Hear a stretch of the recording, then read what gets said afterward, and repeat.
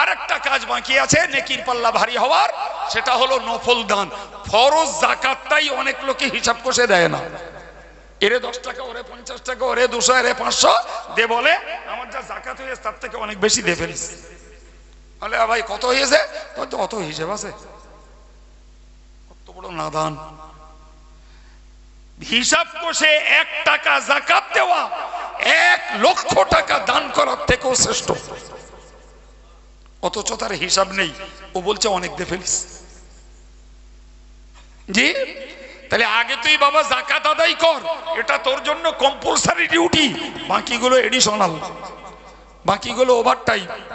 নফল নামাজ, নফল জিকির, নফল তাসবিহ, নফল দান, নফল তেলাওয়াত, এগুলো সব এডিশনাল। যত করবি বাবা নাম্বার বাড়বে। জি, তো যেখানে যেখানে কম্পালসারি ডিউটিতে ঘাটতি, সেখানে নফল করে লাভ হবে বাপ, পাওয়া যাবে। হ্যাঁ, আগে ছোটবেলায় দেখেছি এই বাজারঘাটে মাল কিনতে গেলি, আমি নিজে দেখেছি আর আপনারা তো দেখবেনই, ধলতা দিত। ধলতা 1 কিলো বেগুন নিলে একটা ধলতা দিত। জি, 1 কিলো পটল নেওয়া হলে 2-4টে ধলতা দিয়ে দিলে। এখন আসছে ধলতা নিয়ে। এখন এই ডিজিটাল ভারত তো, এখন হয়েছে ফ্রি। একটা কলগেট কিনুন, লেখা আছে 20% ফ্রি। যে একটা পাউডার কিনুন, লেখা আছে 25% ফ্রি। হ্যাঁ না বলেন বাপ, সত্যি বলছি না মিথ্যা?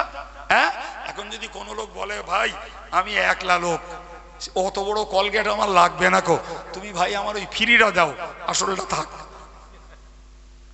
কোন দোকানদার দেবে? আলহামদুলিল্লাহ। তাহলে আসলটা আগে নিতে হবে, তবে এক্সট্রাটা, ফ্রিটা, ধলতাটা পরে পাওয়া যাবে।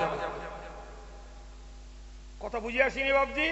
হ্যাঁ, মনে রাখতে হবে ফরজ আসল, ওয়াজিব আসল, সুন্নত আসল, এরপরে এক্সট্রা হচ্ছে নফল, যার বিভাগ নামাজ, রোজা, জিকির, তাসবিহ, তেলাওয়াত, দান, সুবহানাল্লাহ, আলহামদুলিল্লাহ, লা ইলাহা ইল্লাল্লাহ, আল্লাহু আকবার, এগুলো সব কি? সব নফল। তুমি ফরজটা করো বাবা, নফল যা করবা ওর সঙ্গে অ্যাড হবে। ভাই আমরা 5 ওয়াক্ত নামাজি অনেক আছি, তো আমরা যে 5 বারে নামাজ পড়ি, এই 5 বারের টোটাল নামাজের রাকাত হলো 40 রাকাত। রাকাত আপনি পরে হিসাব করে দেবেন, আমার ভুল হয় তা পরে ফোন করে বলে দেবেন যদি আপনার হিসাব ভুল। রাকাত বলেছি, এই 40 রাকাতের ভিতরে 17 রাকাত ফরজ, আর বাকি 23 রাকাত ওয়াজিব আছে, সুন্নত আছে, নফল আছে। কথা বোঝা গেল? আচ্ছা, আমি আপনাদেরকে জিজ্ঞাসা করি, রাসূল করিম সাল্লাল্লাহু আলাইহি ওয়াসাল্লামের একটু আগেই আমরা আলোচনা করে নিয়েছি যে হুজুরের নবী হওয়ার আগে আর পরে কোনো গুনাহ ছিল না। জি, অথচ ওই নবী নামাজ পড়তেন, হাত্তা তাওয়াররামাত কদামাহু। সহিহ বুখারীর বর্ণনায় এসেছে যে রাসূলের নামাজ পড়ার বিনিময়ে পা দুটি ফুলে যেত। মনে থাকবে বাপ? এবার একটু ভাই ভাই বলুন দিন, এই 40 রাকাত নামাজ 5 ওয়াক্তে মিলে পড়ে এতে কি পা ফুলে? ফুললে আমাদেরও ফুলতো, হ্যাঁ না বলে? তাহলে রাসূলের যখন নামাজ পড়ে পা ফুলেছে, তাহলে এক চান্সে বুঝতে হবে ওটা ওই 5 বারের ফরজ, ওয়াজিব, সুন্নত, নফল নয়, ওটা নিশ্চিত অতিরিক্ত নফল। ঠিক না ভুল? হ্যাঁ, সাহাবী আনাস রাদিয়াল্লাহু আনহু সম্ভবত তিনি রাসূলকে বললেন, ইয়া রাসূলুল্লাহ, আল্লাহ পাক কি আপনার নবী হওয়ার আগের আর পরের সমস্ত গুনাহ থেকে আল্লাহ আপনাকে হেফাজত করেননি? আল্লাহ কি আপনাকে সমস্ত গুনাহ থেকে মুক্ত রাখেননি? প্রিয় নবী বললেন, হ্যাঁ। সুবহানাল্লাহ, আল্লাহ নবী হওয়ার আগেও আমার দ্বারাতে গুনাহ করাননি, আর নবী হওয়ার পরে গুনাহ হওয়ার কোনো প্রশ্নই ওঠে না। এরপরে সাহাবীর প্রশ্ন হলো, তাহলে আপনি এত নামাজ কেন পড়েন? হুজুর তার জবাব দিয়ে বললেন, আফালা আকুনু আবদান শাকুরা, আমি কি হব না ওই আল্লাহর কৃতজ্ঞ বান্দা, ওই আল্লাহর অনুগত বান্দা হব না যে আল্লাহ আল্লাহ দয়া করে অনুগ্রহ করে মেহেরবানি করে আমাকে গুনাহ থেকে মুক্ত রেখেছে, আমি কি ওই আল্লাহর কৃতজ্ঞতা প্রকাশ করতে যে আল্লাহকে খুশি করার সবথেকে শ্রেষ্ঠ ইবাদত হলো নামাজ, এই নামাজকে একটু বেশি করে পড়বো না? সুতরাং আমি বেশি করে নামাজ পড়ি, আমার আল্লাহ আমাকে গুনাহ থেকে হেফাজত করেছেন, তার কৃতজ্ঞতা স্বরূপ আল্লাহকে থ্যাঙ্কস জানাই, আল্লাহকে শুকরিয়া জানাই যে আল্লাহ তুমি আমাকে গুনাহ থেকে বাঁচিয়েছো, তার জন্য তোমার শুকরিয়া জানাচ্ছি নামাজ পড়ে। রাগ করেন না বাবু, যে আর আমাকেও কিছু ভাবারও দরকার নেই, পেলেন গল্প ছলে বলছি, একটু দয়া করে বলবেন ভাই আমরা না হয় গুনাহ থেকে মুক্ত নই, কিন্তু একটা কথা বলবেন, আমরা যে মুহূর্তে এই গভীর রাতে যে এই জলসা শুনছি, কোরআন হাদিসের বয়ান শুনছি, সত্য করে বলুন তো এই মুহূর্তে দেশের হাজার হাজার হসপিটালে লক্ষ লক্ষ মানুষ তারা মরণের সঙ্গে কষ্ট পাচ্ছে, আছে না নাই? হ্যাঁ, সার্জিক্যাল বিভাগে কাতরাচ্ছে, এমার্জেন্সি বিভাগে কত রোগী সেখানে টানা নিঃশ্বাস ফেলছে। ঠিক বলছি না ভুল বলছি?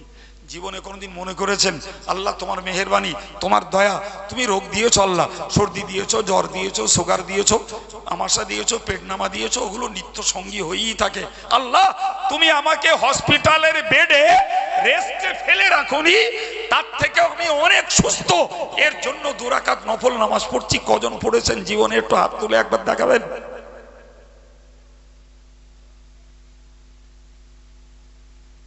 খুব রাগ হলো? নবীকে আল্লাহ গুনাহ থেকে বাঁচিয়েছেন, নবী আল্লাহর শুকরিয়া আদায় করতে নামাজ পড়ে পা ফুলিয়েছেন।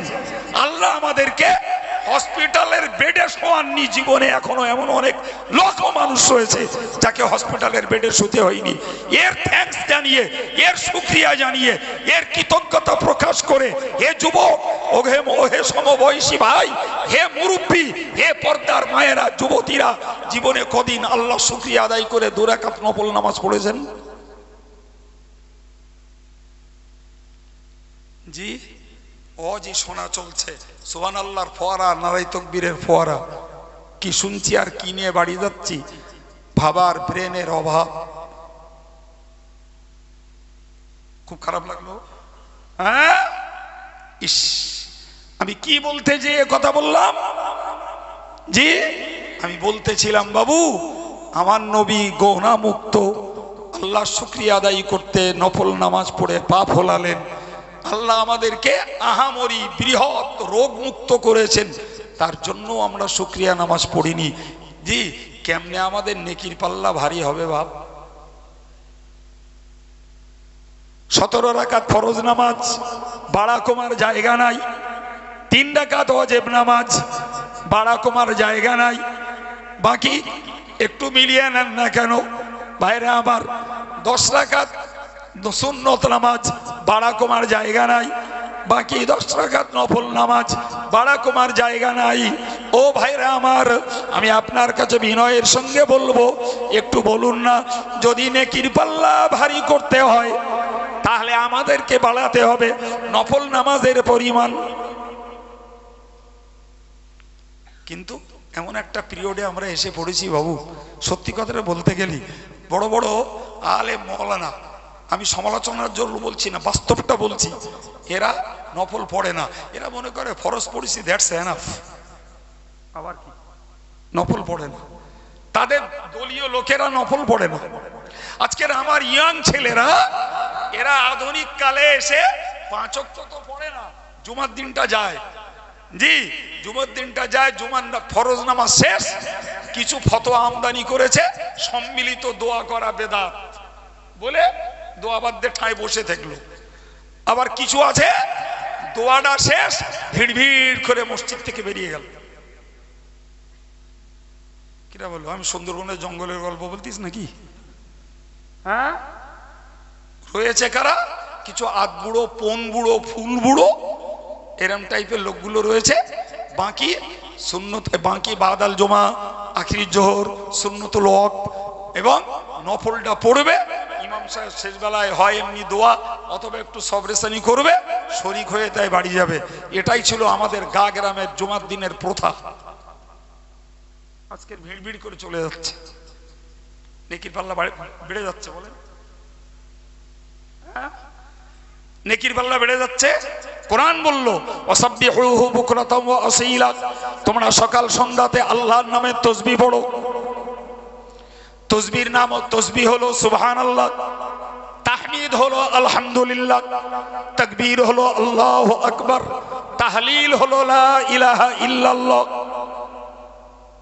সবকটা জানি আমরা, জানি না জানি না, জোরে বলুন জানি না জানি না। জি, আপনি তিন ভাগে পড়ুন, সুবহানাল্লাহ, আলহামদুলিল্লাহ, লা ইলাহা ইল্লাল্লাহ, আল্লাহু আকবার। একটা প্রসেস। আর একটা প্রসেস সুবহানাল্লাহি ওয়াল হামদুলিল্লাহি ওয়া লা ইলাহা ইল্লাল্লাহু আল্লাহু আকবার। আর একটা প্রসেস সুবহানাল্লাহ, আলহামদুলিল্লাহ, লা ইলাহা ইল্লাল্লাহ, আল্লাহু আকবার। তিনটি একই কালাম, পড়ার প্রসেসিং তিন রকম। জি, পড়ার টাইম ইন্ডিকেট করেছেন আল্লাহ, সময় নিশ্চিত করেছেন আল্লাহ, বাদ মাগরিব আর বাদ ফজর। আমাদের সিস্টেম মাগরিব পড়ে হাটে, ফজর পড়ে মাঠে, এশা পড়ে খাটে। নেকির পাল্লা কিসি বাড়ছে? বলেন বাপ বলেন। আমি তো আগেই বলেছি আমি আপনার মতন আসামি, আমি ওয়াজ করে আদেশ করতে বসিনি আপনাদের, ভাই ভাই একটু সমীক্ষা করছি। তাহলে নফল নামাজ পড়বো না, নফল জিকির করব না, নফল তাসবিহ পড়বো না, কোরআন শরীফ পড়তে পারি না, সুতরাং পড়ার প্রশ্ন ওঠে না। আমার মেয়েগুলো পারে, ড্যাং ড্যাং করতে করতে কোরআন পড়া শেষ, কোরআনে হাত দেয় না। যদি একটু ছোঁয়তা শবে বরাতের মাসে, শাবান মাসে আর রমজান মাসে, এছাড়া কোরআন ছোঁয় না ম্যাক্সিমাম পরিবারে। ভাই এরপরে আমাদের কাছে তাসবিহ নেই, তেলাওয়াত নেই, নেকির পাল্লা ভারী হবে কিসি? দেখান। জি, আর একটা কাজ বাকি আছে নেকির পাল্লা ভারী হওয়ার, সেটা হলো নফল দান। ফরজ যাকাতটাই অনেক লোকে হিসাব কষে দেয় না। এরে 10 টাকা, ওরে 50 টাকা, ওরে 200, এরে 500 দে, বলে আমার যা যাকাত হয়েছে তার থেকে অনেক বেশি দিয়ে ফেলিস। বলে ভাই কত হয়েছে? তো অত হিসেব আছে? কত বড় নাদান! হিসাব কষে 1 টাকা যাকাত দেওয়া 1 লক্ষ টাকা দান করার থেকেও শ্রেষ্ঠ। অথচ তার হিসাব নেই, ও বলছে অনেক দিয়ে ফেলিস। জি, তাহলে আগে তুই বাবা যাকাত আদায় কর, এটা তোর জন্য কম্পালসারি ডিউটি। বাকিগুলো এডিশনাল, বাকিগুলো ওভারটাইম। নফল নামাজ, নফল জিকির, নফল তাসবিহ, নফল দান, নফল তেলাওয়াত, এগুলো সব এডিশনাল। যত করবি বাবা নাম্বার বাড়বে। জি, তো যেখানে যেখানে কম্পালসারি ডিউটিতে ঘাটতি, সেখানে নফল করে লাভ হবে বাপ, পাওয়া যাবে। হ্যাঁ, আগে ছোটবেলায় দেখেছি এই বাজার ঘাটে মাল কিনতে গেলি, আমি নিজে দেখেছি আর আপনারা তো দেখবেনই, ধলতা দিত, ধলতা। 1 কিলো বেগুন নিলে একটা ধলতা দিত। জি, 1 কিলো পটল নেওয়া হলে 2-4টে ধলতা দিয়ে দিলে। এখন আসছে ধলতা নি। এখন এই ডিজিটাল ভারত তো, এখন হয়েছে ফ্রি। একটা কলগেট কিনুন, লেখা আছে 20% ফ্রি। যে একটা পাউডার কিনুন, লেখা আছে 25% ফ্রি। হ্যাঁ না বলেন বাপ, সত্যি বলছি না মিথ্যা? হ্যাঁ, এখন যদি কোনো লোক বলে ভাই আমি একলা লোক, অত বড় কলগেট আমার লাগবে না কো, তুমি ভাই আমার ওই ফ্রিটা দাও, আসলটা থাক। কোন দোকানদার দেবে? আলহামদুলিল্লাহ। তাহলে আসলটা আগে নিতে হবে, তবে এক্সট্রাটা, ফ্রিটা, ধলতাটা পরে পাওয়া যাবে। কথা বুঝে আসিনি বাবজি? হ্যাঁ, মনে রাখতে হবে ফরজ আসল, ওয়াজিব আসল, সুন্নত আসল, এরপরে এক্সট্রা হচ্ছে নফল, যার বিভাগ নামাজ, রোজা, জিকির, তাসবিহ, তেলাওয়াত, দান, সুবহানাল্লাহ, আলহামদুলিল্লাহ, লা ইলাহা ইল্লাল্লাহ, আল্লাহু আকবার। এগুলো সব কি? সব নফল। তুমি ফরজটা করো বাবা, নফল যা করবা ওর সঙ্গে অ্যাড হবে। কিন্তু আমার দেশের একদল লোকের নিয়ম হলো এরা জলসা দেবে, জলসা দেবে, বাঁকড়ার কথা বলছি না আমি, পার্টিকুলারলি জলসা দেবে, নামাজ পড়বে না। এরা ফরজ নামাজ পড়বে না, সবে বরাতে যে ভিড় করবে, জি হুড়িয়ে আজকে হুজুর দোয়া করবে, ও থলি ভর্তি করে বাড়ি চলে আসবে। সারা বছর যায়নি তা কি হয়েছে? এ রোজা রাখবে না, ও রোজা করবে না, রোজাদারের ইফতার খাইয়ে রোজাদারের সওয়াব নিয়ে বাড়ি চলে যাবে। এরকম লোক আছে না নাই? হ্যাঁ, তার মানে কি ও আসল মাল কিনবে না, কো ও ধলতাটা নেবে, ফ্রিটা নেবে। ওই হয় বাপ। হ্যাঁ, যাক অনেকক্ষণ বলে ফেলেছি, এই জন্য আমি আপনাদেরকে পরামর্শ দিচ্ছিলাম যে আল্লাহর রাস্তে আমরা একটু ওই পদ্ধতিটা অবলম্বন করি, যে কত দিনে আয় করছি, নেকির কাজ কতটা করছি, তার যখন হিসাব নাই, তাহলে আমরা এই পাপের কাজটা কমিয়ে ফেলি। পাপের পাল্লাটা হালকা হোক। কিসে হালকা হবে? তওবা পড়লে, ইস্তেগফার পড়লে, আল্লাহর কাছে গুনার মাফি চাইলে, এটা যখন হালকা হবে আলহামদুলিল্লাহ, ওইটা তখন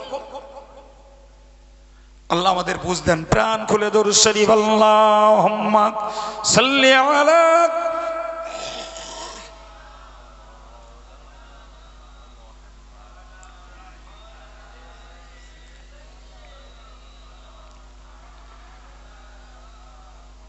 সম্মানিত ভাইরা, ছোট্ট আর একটা কথা বলি ভাই, হাদিস শরীফে এসেছে রাসূলুল্লাহ বলেছেন, ইন্না আওলান নাস বি ইয়াউমিল কিয়ামাতি আকসারু আলাইহি সালাতান আও কামা ক্বালা আলাইহিস সালাম। প্যারা নবী বলেন, কিয়ামতের মহাময়দানে, হাসরের কঠিন দিবসে আমার সবথেকে ঘনিষ্ঠ বান্দা, ঘনিষ্ঠ উম্মত হবে ওই লোকটা, যে লোকটা যত বেশি আমার প্রতি দরুদ শরীফ পড়েছে। আর একটু মন খুলে বলুন, যিনি যত বেশি দরুদ পড়বেন তিনি কিয়ামতের দিনে রাসূলের তত ঘনিষ্ঠ হবেন। আল্লাহু আকবার। ওটাও একটা নফল ইবাদত। জীবনে নবীর নাম শুনলে একবার দরুদ পড়া ফরজ, একবার দরুদ পড়া। কোন ওলামারা বলেছেন, এক মজলিসে বসে যখন প্রথমবারে নবীর নাম শোনা হবে তখন একবার দরুদ পড়া ওয়াজিব, বাকি যতবার শোনা হবে ততবার মুস্তাহাব। এর পরেও মজলিসে বসে আমাদের দরুদ পড়ানোর জন্য হ্যান্ডেল মারতে হয়। বাবা পড়ুন, একটু জোরে পড়ুন, কি ভাই পেছনের ভাইরা পড়ুন, বলতে হয় না? হয় না? হ্যাঁ, ও সুবহানাল্লাহ বললেও এরকম হয়। জি, এখন আপনি বলুন, আমি বাস্তব বলছি ভাই, যে দরুদ বেশি করে পড়লে আমাদের এই পুরস্কার জুটবে যে আমরা রাসূলুল্লাহর কাছাকাছি কিয়ামতের দিনে, হাসরের দিনে জায়গা পাবো। সুবহানাল্লাহ, আলহামদুলিল্লাহ, জায়গা পাবো। ভাই এই দরুদ পড়ার হাল কি? দরুদ পড়ার হাল হলো, ভাই নামাজের ভিতরে আমরা এই বৈঠক করি, তো বৈঠকে আত্তাহিয়াতু পড়ি আর দরুদ শরীফ পড়ি।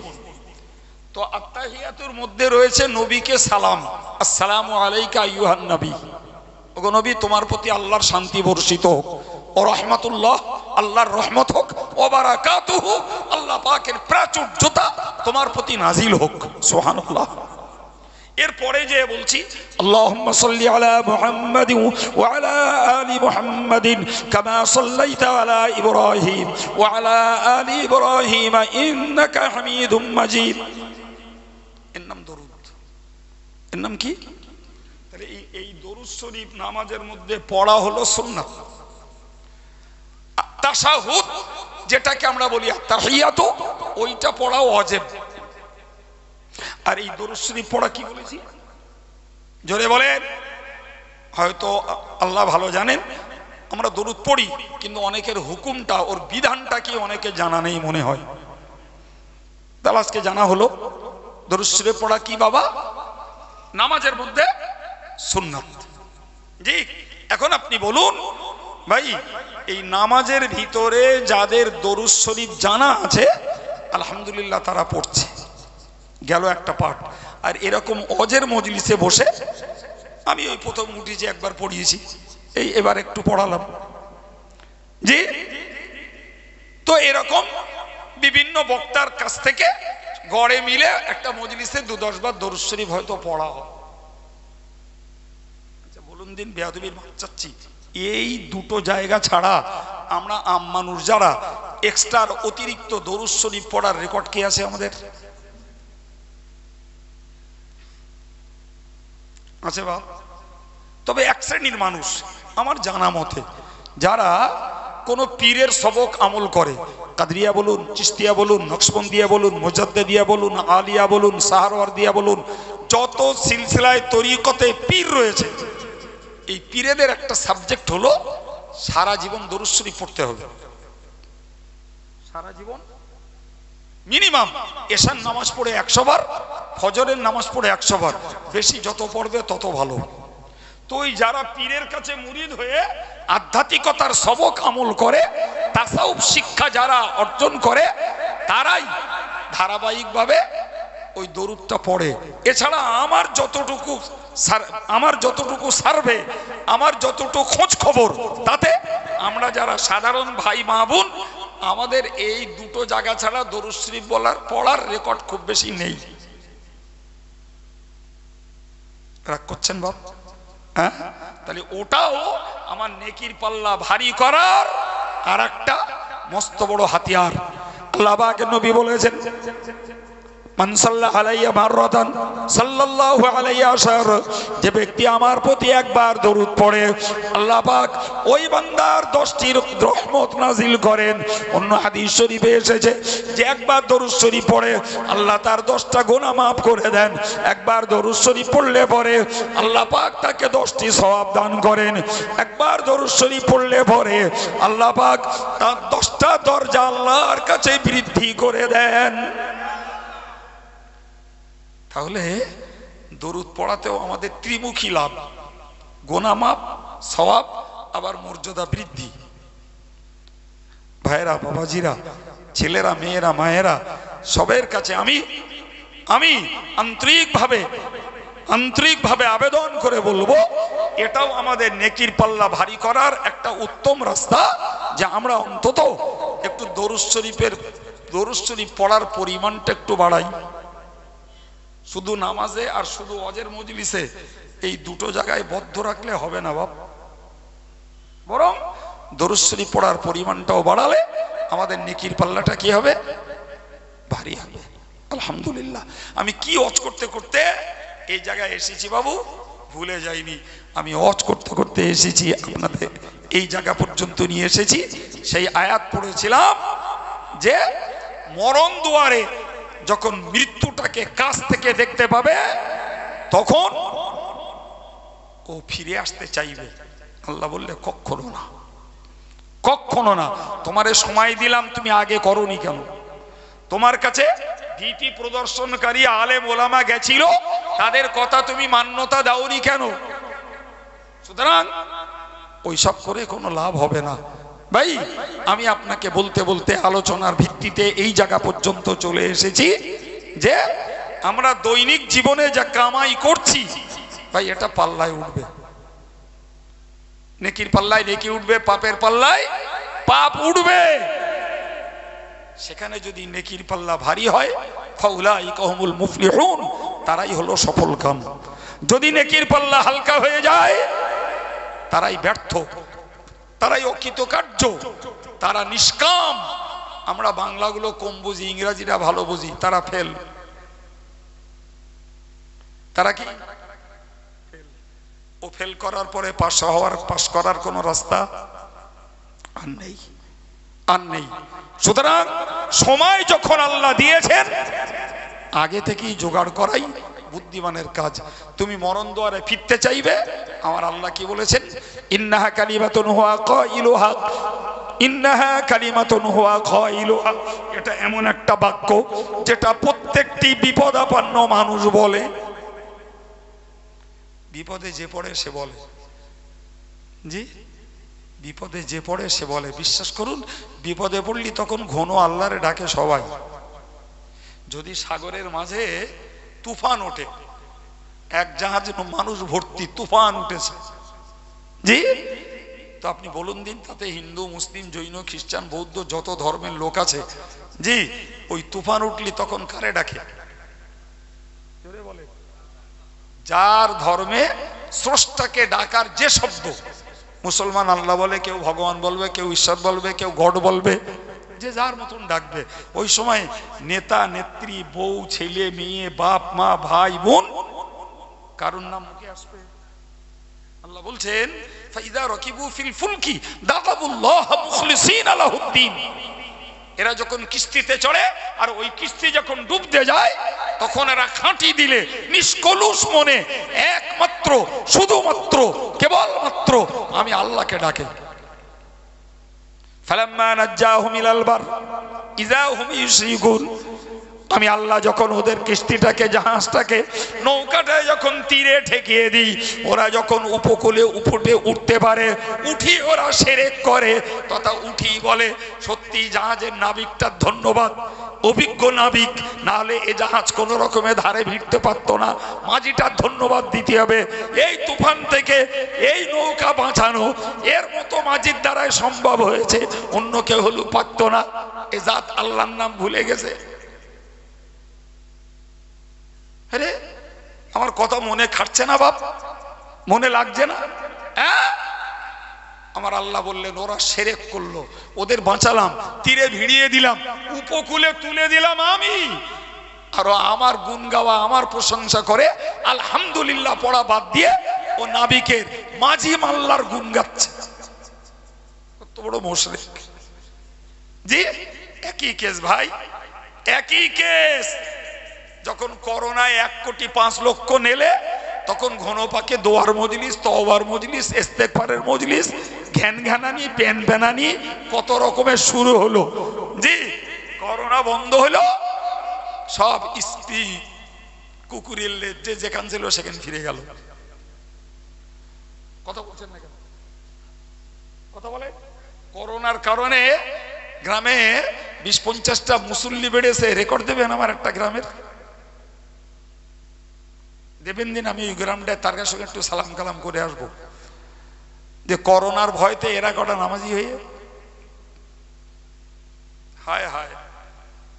জি ভাইরা আমার, আমার বক্তব্য আমি আপনাকে বোঝাতে চাইছি, উপলব্ধি করুন, উপলব্ধি করুন যে এরা যখন রোগে পড়ে, করোনায় পড়ে, ডেঙ্গুতে পড়ে, এরা যখন হাই সুগারে পড়ে, এরা যখন হাই কোলেস্ট্রলে পড়ে, এদের যখন লিভারে পাক ধরে, হার্ট যখন ব্লক হয়ে যায়, হার্টের 4টে ভালভের 2টো ভালভ যখন নষ্ট হয়ে যায়, তখন ঘন ঘন আল্লাহরে ডাকে।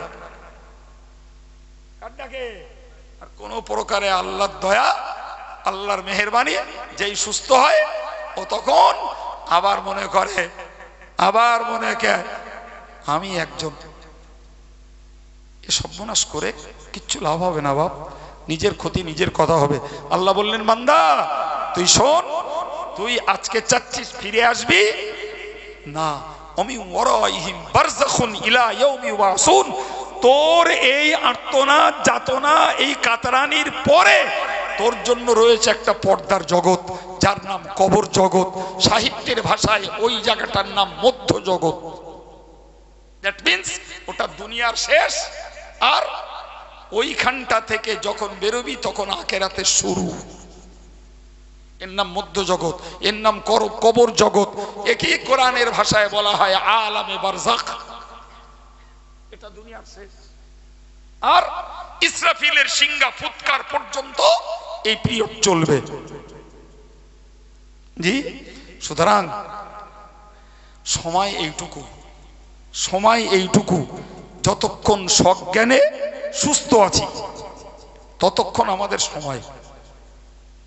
জি প্রিয় ভাইরা আমার সময় পেরিয়ে গেছে, হুজুর আসবেন, আমি মাইক ছাড়বো।